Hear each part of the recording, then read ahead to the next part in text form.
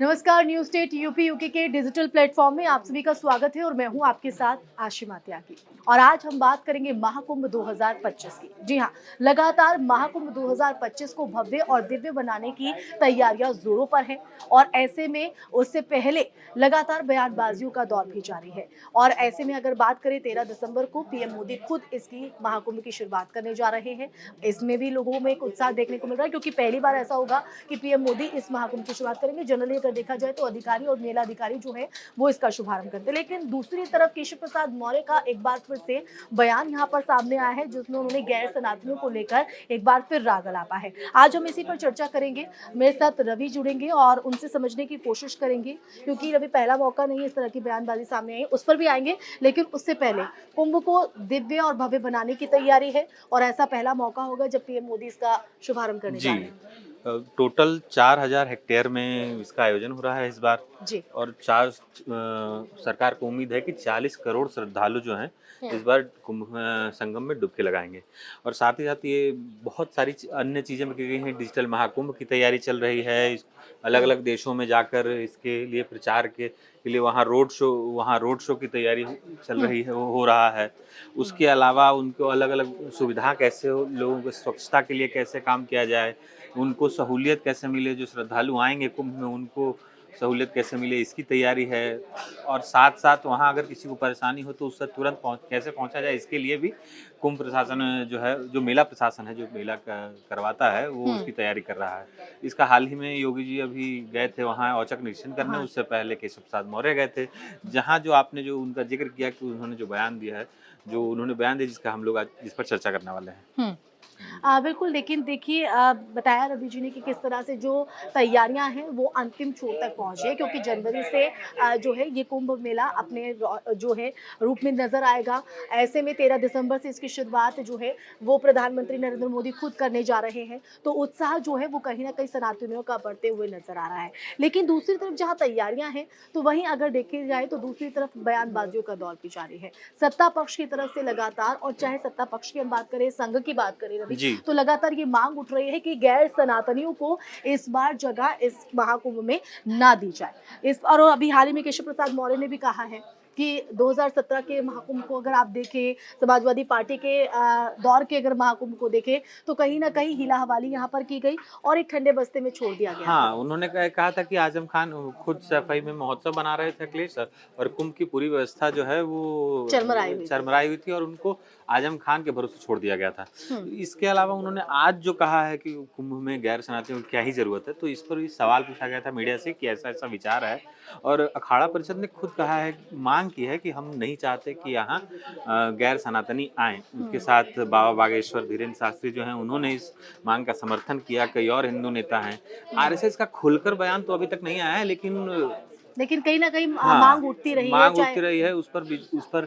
अब देखिए, ये सिर्फ मेला जो है, ये कुंभ मेला जो है सिर्फ धार्मिक, आप इसको धार्मिक तो है, आस्था लेकिन का इस एक बड़ा आस्था का केंद्र है। बड़ा केंद्र है, लेकिन इसके साथ साथ एक रोजगार का बड़ा केंद्र है। इसमें यूपी के अगल बगल राज्यों के लोग आके अपना काम करते रोजगार हैं, करते रोजगार। हैं, भरण पोषण होता है। हाँ, पूरे साल के लिए अपना वो तैयारी करते हैं, तब जाके वो कहीं। लेकिन ऐसे में अगर रोक लेते हैं हम, तो ये अब देखना होगा कि कितना रोक पाते हैं या नहीं पाते हैं। जो अखाड़ा परिषद जिन्होंने ये मांग की है पहले, उनका कहना है कि जो जिस तरह के मामले आ रहे हैं अगल बगल समाज से दिखने कि खाने में थूक दिया जा रहा थूक है, जिहाद की हाँ, बात हो रही थूक है। जिहाद की बात हो रही है, या तिरुपति बालाजी मंदिर की तिरुपति बात। बाला मंदिर की बात हो रही है, तो उसको लेकर ये पूरी मांग उठी थी। हुँ। और इस पर अभी सरकार को कोशिश करनी देखिए चाहिए कि ये मामला जो है उनको थोड़ा संभले हुँ, किसी तरह, लेकिन अब अन्याय यानी हाँ, किसी के न्याय साथ किसी साथ ना हो। लेकिन देखिए ज़ाहिर तौर पर जिस तरह के मामले सामने आए हैं, हम देख रहे हैं तंदूर की रोटी में थूक कर मिला दिया हुँ, जाता है, चाय बन रही है, उत्तराखंड से भी एक मामला जी, सामने आया था, तिरुपति बालाजी मंदिर की हमने बात की। तो कहीं न कहीं ज़ाहिर तौर पर एक सवाल जो है लोगों के ज़हन में खड़ा हुआ था और यही वजह है कि माँग उठी कि इस बार महाकुंभ में गैर शरणार्थियों को जगह यहाँ पर नहीं दी जाए। लेकिन देखिए रवि ने बहुत अच्छी बात कही है कि एक रोज़गार का भी एक बड़ा केंद्र है, आस्था का केंद्र तो है ही, लेकिन रोज़गार का भी है क्योंकि इससे कई परिवार जो है वो यहाँ पर चलते हैं और अब तक परंपरा रही भी है कि गैर सनातनी को भी यहाँ पर जगह दी थी। और ज़्यादातर अगर देखा जाए तो खाने पीने की जितनी भी स्टॉल होती थी उनमें ज़्यादातर जो है मुस्लिमों की जो है वो यहाँ पर स्टॉल देखी जाती थी। लेकिन इस बार कहीं ना कहीं बचने की यहाँ पर कोशिश हो रही है। लेकिन सवाल यहाँ पर यह है कि हम चाहे तिरुपति बालाजी मंदिर की बात कर लें, उसके प्रसाद की बात कर लें, या फिर हम जिस तरह से तूफ़ जिहाद हमने उत्तर प्रदेश में भी देखा है, उत्तराखंड से भी जो तस्वीर सामने आई है, सिर्फ समाज के कुछ चुनिंदा लोगों की तरफ से सभी को एक ही उसमें तराजू में तोल देना, आप कितना जायज़ मानते हैं? ये जायज़ नहीं है। अमूमन हम क्या करते हैं कि अगर एक कोई गलती कर रहा है, तो उसके पूरे समाज को गलत मान लेते हैं। ऐसा नहीं होना चाहिए। हुँ, कानून सम्मत कार्रवाई होनी चाहिए, जो गलत कर रहा है उसको, और जो नहीं कर रहे हैं उसको पर्याप्त मौके दिए जाने चाहिए अपने जो बेगुनाही है उसको सिद्ध करने का। ऐसा हुँ, नहीं है कि हम अगर सिर्फ़ 1-2 छिटपुट जो मामले सामने आते हैं, उसके आधार पर पूरे एक समाज को उस रोज़गार से वंचित कर दें, जो कई सालों में एक बार आता है, और ये बड़ा मौका है। हज़ारों करोड़ों के यहाँ ट्रांज़ैक्शंस होते हैं, बिज़नेस अगल-बगल के राज्य हैं, अगल-बगल के जो प्रयागराज के अगल-बगल के ज़िले हैं, उनके लोग आते हैं, हुँ। और प्रत्यक्ष और अप्रत्यक्ष रूप से रोज़गार मिलता है लोगों को। बिल्कुल, तो देखिए ज़ाहिर तौर पर हालाँकि साधु संत समाज ये हुँ। माँग कर रहा है, शासन की तरफ से भी हालाँकि उनकी जो माँग है वो जायज़ है। जायज़। लोगों को ये चीज़ समझना चाहिए कि अगर हम गलत कर रहे हैं, तो हम अगर हमारे सामने कोई गलत हो रहा है तो हम उसको रोकें। हुँ, कुछ लोग देख के इग्नोर कर देते हैं, तो इससे समाज और सरकार का भी ये काम है कि उस जो गलत हो रहा है उसको सही रोका तरीके से जाए। रोका जाए, और आगे ये ना हो, और ख़ासकर धार्मिक मामलों में जहाँ वैमनस्यता 2 समाजों के बीच में, 2 वर्गों के बीच में वैमनस्यता जो फैलती है, वो ना फैले। वो ना फैले। बिल्कुल, ज़ाहिर तौर पर, लेकिन ठीक है, ये बयानबाज़ी हो रही है, क्या फ़ैसला यहाँ पर रहता है, क्या तस्वीर इस बार महाकुंभ 2025 की होगी, ये तो देखना रहेगा। लेकिन साथ ही साथ हम देखें तो ये एक तरह से देखा जाए तो सियासत से जोड़कर भी देखा जा रहा है। हाँ, अभी जब जो ऐसा केशव प्रसाद मौर्य ने जो बयान दिया है, उसको आपको याद होगा कि जब अखिलेश यादव के समय जब वो ये कुंभ हुआ था, तो एक हादसा हो गया था। हुँ, वो तंज जो है इसी हादसे पर है। उस समय आज़म खान उसके कर्ता-धर्ता थे, उनके अंडर में ये सारे कुंभ का आयोजन हो रहा था। हुँ, तो अब ये हो गया हादसा। हादसा तो होते रहते हैं, और भारत जैसे देश में, लेकिन उसको कोशिश जो कुंभ इतनी बड़ी संख्या में लोग आते हैं, इतना बृहद आयोजन होता है, इतने सरकार के पैसे खर्च होते हैं, अगर उसमें कोशिश की जाए तो ये इसको बचाया जा सकता है। पिछला जो योगी सरकार में हुआ है, उसमें हादसों में बहुत छिटपुट-छिट 1-2 हादसे हुए, नहीं तो अमूमन वो बहुत अच्छे से उसका आयोजन हुआ था।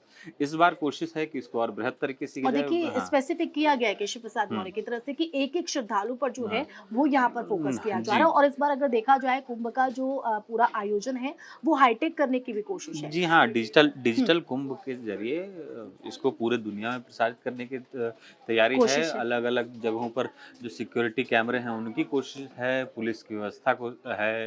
इस समय ये पूरा मामला सरकार कह रही है कि हम इस बार बहुत अच्छा करेंगे। बिल्कुल, तो देखिए एक भव्य तैयारी यहाँ पर की जा रही है, लेकिन दूसरी ओर देखें तो कहीं न कहीं गैर सनातनियों को लेकर भी सवाल खड़ा हो रहा है।